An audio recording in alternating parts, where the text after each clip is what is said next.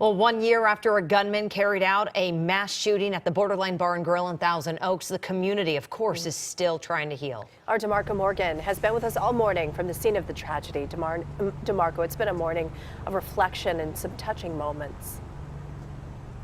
It most certainly has, Suzanne. And first thing that you think about is how do you heal and move forward, especially if you're not connected to the people here in this community. But for those who are, and those who are family members of the victims, or just friends, or may have been college mates, you think about how do you move forward, not get over it, find closure, but how do you move on? And we went to a service that deals with just that, healing and recovery. The song says that's how we fight our battles, is to sing hallelujah. And here at the Conejo Valley Healing Rooms in Westlake Village, a community has come together to fight, to praise, to support one another. Remembrance, honoring people's lives that were lost. Things don't happen just to one person in a place like this. It's a double thing. We had the mass shooting, and then 2 days later we have the fire, and it was a lot to take. And from the beginning, faith leaders have been at the ready to listen and help victims cope with their pain.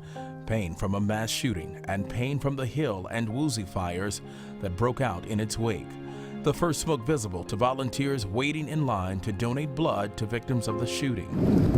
It's multiple layers. Like the trauma expert says, one event is 24 to 60 months to heal. We had triple events. Yet along with the loss, there is hope. There is joy. Worship is really important to us. It lifts us up.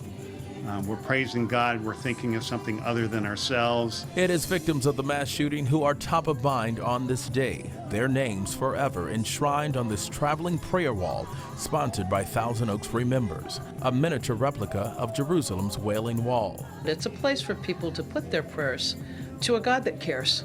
A tangible representation, and I think that's a very important thing, that people do something physical.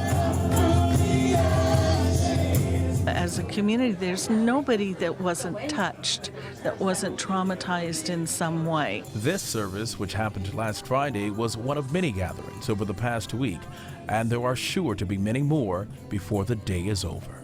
Spending time with people, that's how you heal.